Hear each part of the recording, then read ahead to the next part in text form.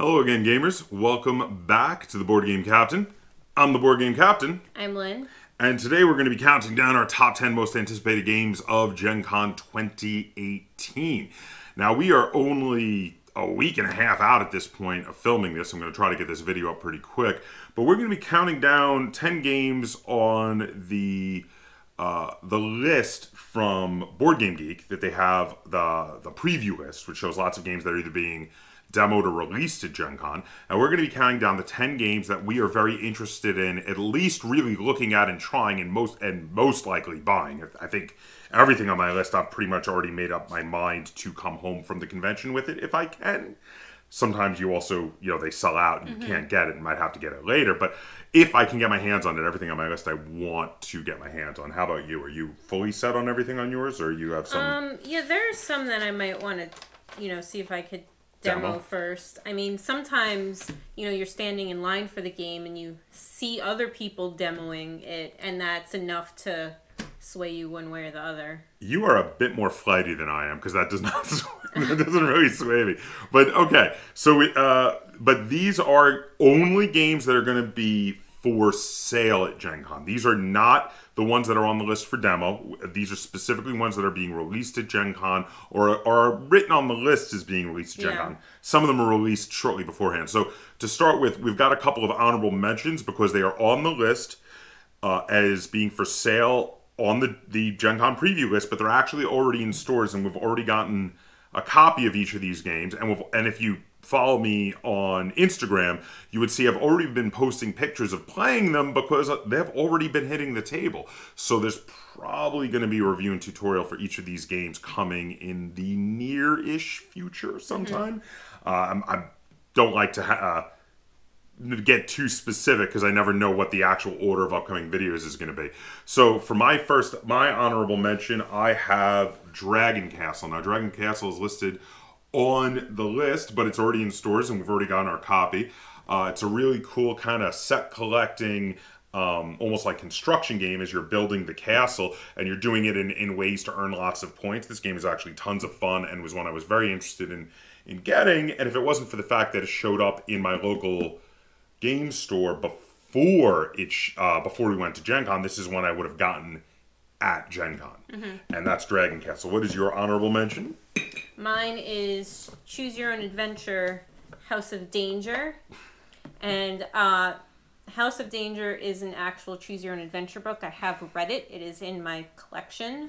And we have also played this through one time fully. Yeah, we've done the whole campaign. Yeah, we have done the whole campaign, but we're planning to do it again.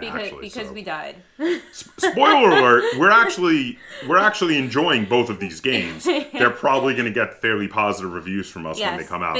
This, if you've ever read a Choose Your Own Adventure book, this game is really close to just reading a book. The only difference is that you do roll a die for encounters, and there are 2 tracks that you move pieces on that give you plus and minuses. But other than that, the cards are pages from a Choose Your Own Adventure book with the options. So, without any further ado, let's get to our top 10 anticipated games. And for each of these games, as I will not have games here to show you guys, what we're going to do is I'm just going to put in the correct spelling of the title of the games somewhere around here, so that you can see them on the screen in case you want to look up any of these games on Board Game Geek. So do you want to go first or second for these? I'll go first. Okay, start us off then. My number 10 is Mesozoic. It's a little play on words between zoo and Mesozoic. And it's it's cards, but it's considered tile placement because you're making a dinosaur zoo. Oh, I missed that one. I didn't even see that. And it does say real time, and I saw in the images that there's a little sand timer. So it sounds like you draft cards into your hand, and then you have a set amount of time to get your zoo in the shape that you want it to be. It could be good. I mean, I'm a little hit or miss with the real-time games, but that sounds pretty good. Well, especially with if everybody is messing around with their zoo and no one's looking at the timer, that's when you realize that. Well, maybe that 5 minutes have passed and we were supposed to have stopped. maybe it'll be like what is that? game Wordsy. That's it. Oh, okay. Where one person finishes and they flip the timer and everybody's got a short amount of time to go. Because that's good. Because then that one person watches the timer and is like, okay, guys, you better hurry. If they do it that way, it's probably going to be all right. So my number 10, most anticipated game for Gen Con 2018 is Multi-Universum. Now, Multi-Universum is a small game that's being put out by Gray Fox, I believe. And the thing is, it's kind of a hand management set collecting card game with a really cool theme where there's this government lab that has accidentally, through experimentation, torn a bunch of holes in in space-time. And these holes are to other dimensions. And the thing is, each of you is playing a team sent out by the government to go through and seal the holes, seal the breaches. So it kind of reminds me of some really cool sci-fi movies and TV shows, like, for instance, for movies like The Mist, where a very similar thing happened. They accidentally ripped open a hole to another world. Mm-hmm. And also the Netflix show Stranger Things, where they also did something similar. And I get a real kick out of the theme. The artwork looks gorgeous. And the mechanics sound really cool, too. You earn points by closing the gateways. And you're just trying to get the most points. And that's Multi-Universum, my number 10. My number 9 is Gizmos. I think it's Gizmos. Gizmos? Mm-hmm. Okay. Gizmos. Okay. Like a plural of gizmo? Yeah. It looks like it's by Simon, and it's got marbles, like Potion Explosion, but... It looks like the designer definitely took inspiration from Potion Explosion. From what I've read, there's nothing fancy happens with the dispenser. No.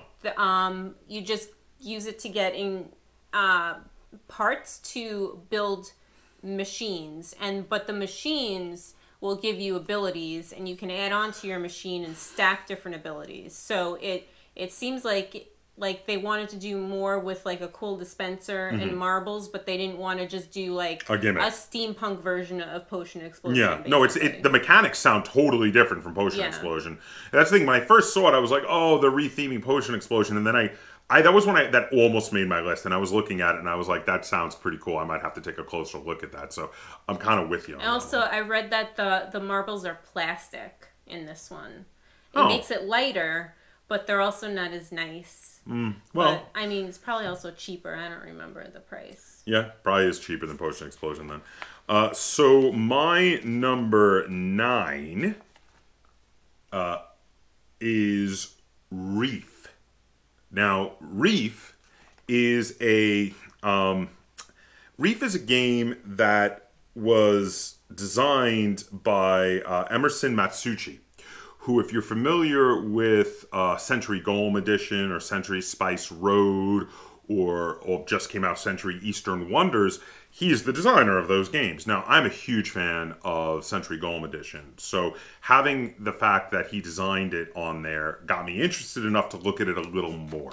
And then I saw that it's kind of a pattern-forming game where it has a really bizarre theme of growing a coral reef. And I was like, okay, this looks really cool, and it's by a designer I really like, so that's why it made it to my list.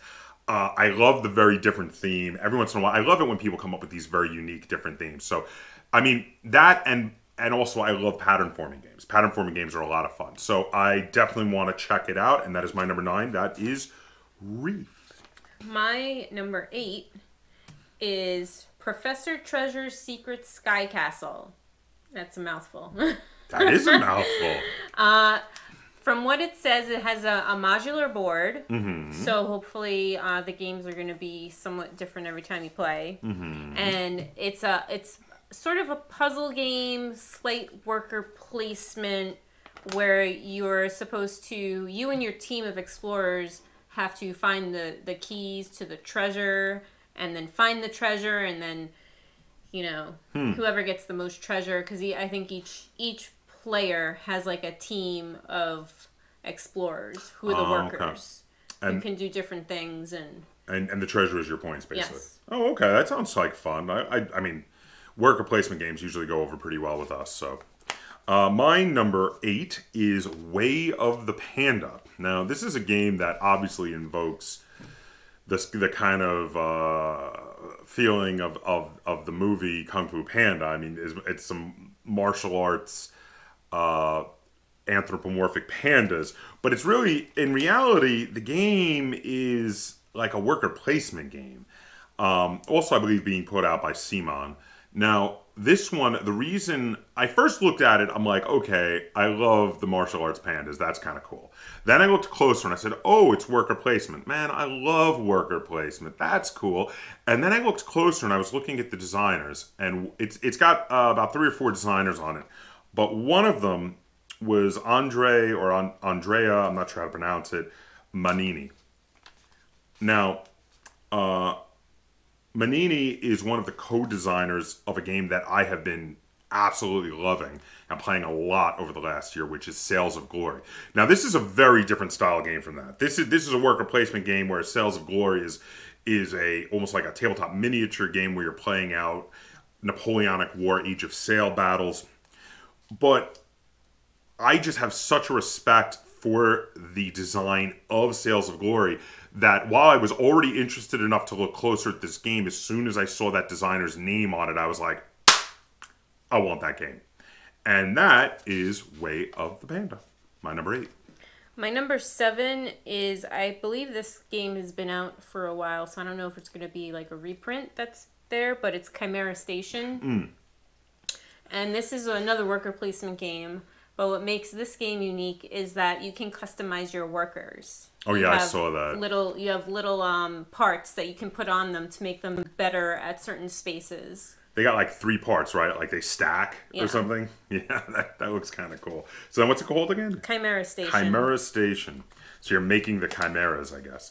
So my number 7 is Junk Orbit. Now this one is being put out by Renegade Games, I believe. And Junk Orbit's so first off, I was looking closer at Junk Orbit. Now the thing is, it's a pickup and delivery game that looks, when you first look at it, like a very simplified pickup and delivery game. But then you realize, okay, whereas the pickup and delivery routes are fairly simple, the game is not dumped down in any way. What they've done is they've added complexity in other areas.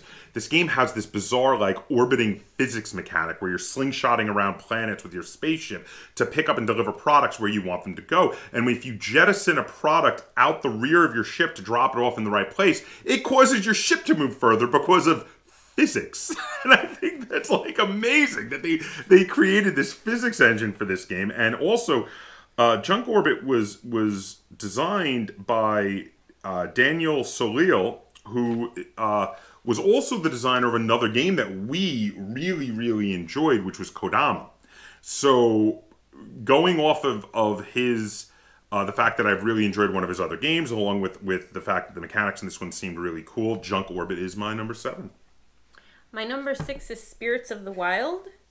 It is a set collection game where you are trying to collect these little beads and then give them as offerings to a spirit animal. You're going to have like a card in front of you with different spirit animals that require different combinations of beads. And then I mean, I'm not positive, but I'm pretty sure once you have the complete set for a specific animal, you'll get to use their special ability or something like that.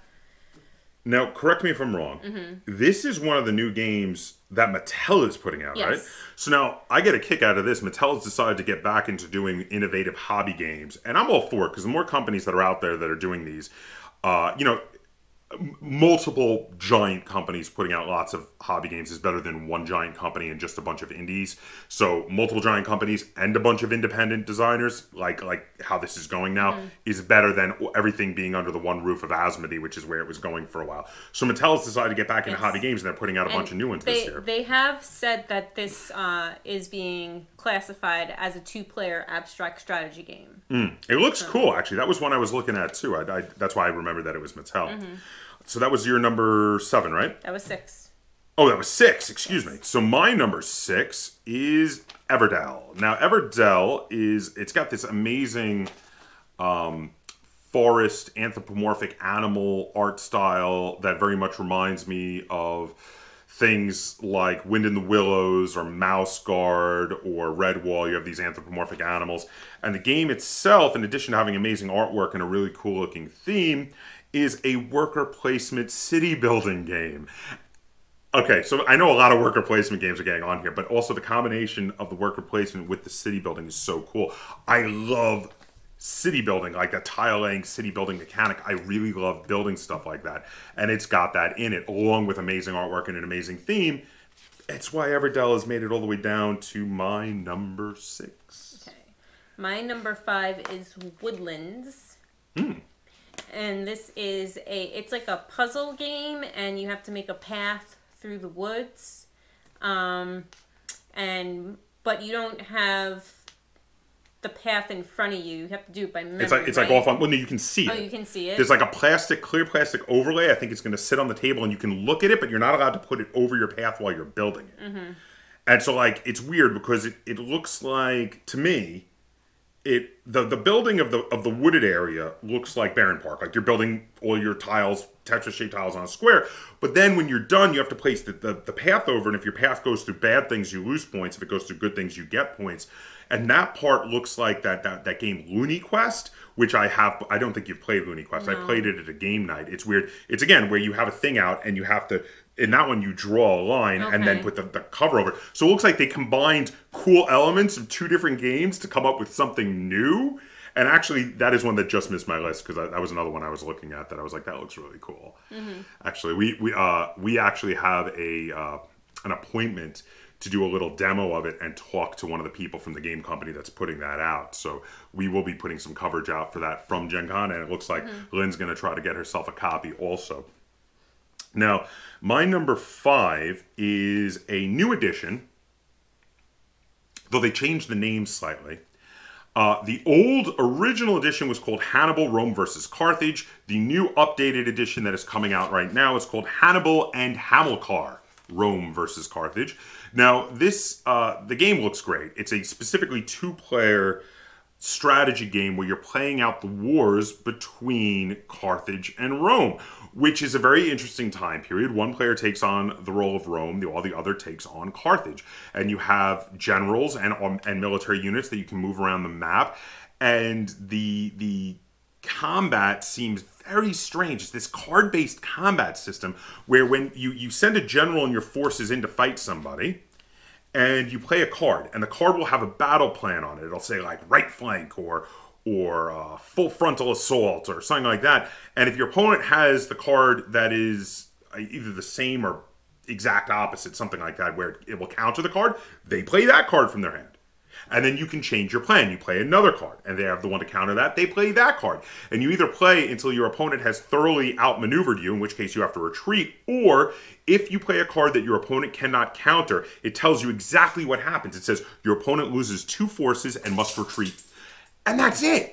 So the combat seems like really fast and fun. And everybody who I've seen talking about this combat system is like, this is amazing. It's so cool. It's so streamlined. And I'm actually really excited to try it because there was another game that had a very streamlined combat system last year that was a historical war strategy game called 1750 Britain versus France that we wound up loving. And I'm thinking this might be that for this year. So that's what I'm really hoping for. We'll see. We will see. And that is, again, that is Hannibal and Hamilcar. My number 5. My number 4 is Lucky's Misadventures. It is a hand management set collection game where you are walking your dog Lucky and you somehow end up going through a portal to another dimension. Yes, take a very wrong turn. Wrong turn. Now, is this competitive or cooperative? I think it's competitive. It's competitive. This is one we talked to the designer last year when he was previewing the idea at Gen Con. It's actually in one of our Gen Con coverage videos from last year. I thought it looked interesting. Obviously, you were paying closer attention to it. I thought it looked interesting too. Oh, all right. Well, obviously, it's pretty high on your list, so obviously, yeah. Now, my number 4 is Victory and Glory. Now, this is another historical military game, because I'm sorry, there were some big historical military-looking games that were looking really cool this year. And this one, you're playing out the Napoleonic Wars. One player plays France, while the other player plays Britain, and there are some minor powers that come in and can come in on the different sides, like Spain and Prussia and such during that time period. And this is another one with a very interesting looking combat system. So you place these influence cubes. They're not actually soldiers, but you put them on the different areas, and it shows your influence in that nation. But then for military units, you buy these chits that you keep in front of you. People know what you bought, but it's up to them to keep track, because then you put them face down in front of you. And then there's these cards, and you can play a card to start a war somewhere. You can be like, I'm starting a war over Spain. And then you and your opponent each select some of your chits and put them face down in that area, and you flip them up, and then there's a chance to respond once you see it, to play cards and get more guys added to that fight, and then they just battle it out based on their stats. So again, it's a very interesting looking combat system, which I like when people come up with new ways rather than just rolling dice to do combat in these war strategy games, because when it's just rolling dice, every game feels very similar to every other game. But these both seem very innovative to me and very interesting and different. So, and that is why my number 4 is Victory and Glory. My number 3 is Tyler Sigmund's Crows. Oh, that did look interesting. And we saw we saw they were demoing it last year. Yeah, they were demoing it last year, and you talked to the guy a little bit. Yeah, it looked really cool. It's like a tile placement strategy game. I don't recall. I think it actually might be 2 to 4 players. You have to. Yeah, I know you have to maneuver these pieces on the tiles, like you're laying tiles and also maneuvering pieces on them, and like at the cross section of 2 of the pieces is how you count up points based on how many crows are there. It looked very interesting. And there is something, it said something like you have a totem, which is you're trying to attract crows to. It did look interesting. That was one I was looking at too. That was on my possible list to add to these 10. It didn't quite make it for me, but it was one that I agree looks very interesting. And if you're going to grab a copy of that, I would be interested to try it with you for sure. My number 3 is a game that I wanted to kickstart and forgot to.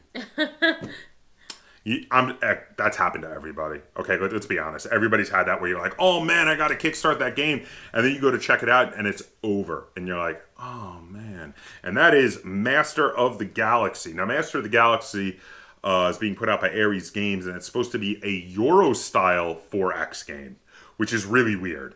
So now it's not really a Euro game because there is some combat, but it's a lot of the mechanisms are borrowed from Euro-style games, and even though it's a Space 4X game, it's meant to go a lot quicker. It's supposed to be really playable with a good number of players at like 2 hours, which is very fast for an advanced 4X style game. And it's because a lot of the mechanics are really meant to streamline the process. The game looks really cool. I love space-themed games. I love 4X games. And this new kind of interesting theme of adding these Euro-style mechanics to a 4X game seems really interesting to me. I mean, it could be really cool. And that is Master of the Galaxy. My number 2 is Space Park. Yeah? Space Park? Park. Yeah. It's got a modular board. Well, now, little preface. We are getting Space Park because we did kickstart this. Yes. And we have a copy reserved for us at the booth. We're going to be picking it up, and we're both quite excited about this. Yeah, I think it's like 6 different places, but you can only visit certain ones on your turn, and then once you visit and it's like one, a rondelle. Yeah, once you visit one, the marker that says you can visit that one moves to the next planet. It's if weird, there's a certain planet you want to get to, you have to go to other planets first to kind of move the markers around to be able to visit that planet. But the artwork is really cool. They've done this style where all the locations, rather than just be like, okay, this is this planet, they look like the old like 50s travel posters, but for a planet. It's like visit Saturn, I mean, it's really kind of cool. And they have 50 style rocket ship pieces as your pieces that move, and also it's a giant rondelle, and you love rondelles, so yeah. My number 2 is Root. So Root is from the same design team who had done a another game, which for the life of me right now, and I should have wrote it down, I can't remember the name of the game, but it was this game where it was really bizarrely asymmetrical but playable with a lot of players, and it was sort of like a dungeon crawler, this other game. Maybe someone can remind me of this, where one player was like the adventurers, and another player was playing the goblins, and another player was playing the dragon in the cave, and another player was actually playing the cave. And I thought the idea sounded really interesting, but I'm very hit or miss with dungeon crawlers. There's very few that actually are a hit for me. Yeah. I don't much like them either. Yeah, I used to like them a lot when I was a kid. I was a big fan of like Dragon Strike and Hero Quest, but more recently, I kind of just don't really get as interested into them. But now they've come out with a new game called Root, and that's the game that's on my list. Now, this is less like a dungeon crawler, more like an area control game. And again, thoroughly asymmetrical. So you have a bunch of anthropomorphic animals, and one player can play the cats who are ruling the kingdom, and the other player can play these birds that were the former rulers of this kingdom that were kicked out when the cats conquered it, but they're coming back in trying to take it back. Another player can play this like Robin Hood style band of rebels that are fighting against the cats and trying to get everybody to join them in an uprising to overthrow the cat king. And another player can play this lone adventurer who's like a little raccoon dude who like wanders around and just throws a monkey wrench into everything because he does what he wants and does all this crazy stuff. How many players is it though? This sounds like you need a minimum of the base game is 2 to 4. And those are the 4 factions in the base game. And there's going to be an expansion with 2 more factions, one of which is like lizards, and I can't remember what the other one is. But again, each one is thoroughly different. They totally play different. And what it sounds like to me is if you're playing a 2-player game of this, depending on which factions you choose to play, it's a totally different game. Because each faction is totally different. And one of the complaints I had heard about their previous game was it was hard to teach people how each of the factions work because each player is like playing a totally different game. But in this one, each player gets a player board which thoroughly outlines what you can do and what you do on each turn. And it sounds really cool. And that is Root. My number 1 game that I am anticipating at Gen Con 2018 is Detective, a modern crime board game. Oh, yeah. You've been talking about this one since we heard the news. It's a storytelling deduction game that uses... It's more immersive than just a regular deduction game because they set up like a website and you'll get clues that you need to go to this website and like search the database. And so it makes it a little bit more... That sounds interesting. I don't want to say immersive again, but I just did. Yeah. We haven't done much with some of these games with companion apps or electronic. Well, yeah, it's not an app; it's an actual website. You can use your phone, you can use a laptop. No, it's not. You're right; it's not an app, but it's similar. They've set up a website like some of the other companies have set up an app, and I'm interested to see how it plays. Now, this is again more your style than my style, but it could be cool, and I'm interested to try it. I've never gotten one, but it reminds me. There was a while ago I saw like an ad for one of those monthly boxes. Those like the game boxes. Well, it's not. I guess sort of a game box. It's like it was called like mystery box or something, where every month you got a mystery, and it was like you just got a box full of like you would get a business card, and if you called the number on the business card, there would be like a recording or something. Yeah, I remember that. Yeah. I remember what they called those. They called them subscription boxes. Oh yeah, subscription I don't know why you boxes. couldn't think but of it was that, a mystery subscription box. Yes. Where it was, and they had a whole bunch of stuff in there where you had to do actual like detective work in the real world to solve the mystery. That does sound kind of interesting. So actually, you know what? I am interested to check this one out if you get a copy. That one's being put out by Portal, I think, right? Yes. Now, my number 1 is one that Lynn already mentioned. We've already talked about a bunch, and it is Space Park. And the reason it's on my list is because I already know I'm super excited about it, like I said when Lynn mentioned it, because we've already paid for it. And everything about that game looks really cool to me. I really dig both the mechanics and the theme and the artwork. So maybe I shouldn't have said both. Maybe I should say all, the mechanics, the theme, and the artwork. But there you have it. So those are our top 10 most anticipated games for Gen Con 2018. Go ahead and comment down below and let us know what are your most anticipated games for Gen Con 2018. And in the description, below. I'll put a link to the, if I can, to the Board Game Geek list. I got to see if it's because they did it in a weird, different way than they usually do their geek list. I got to see if I can put a link. If I can, it will be in the description down below, so you can check it out yourself. But let us know, what are you guys really interested in off of the list? Maybe we'll see if we can check it out, or at least take a look at some of the games. And if you enjoyed this list and you'd like to see us do more videos like this, be sure to give this video a like, share it on all forms of social media that you may have, and if you haven't already, please subscribe to the Board Game Kaptain. That's Kaptain spelt like with a K on YouTube. And until next time, game on.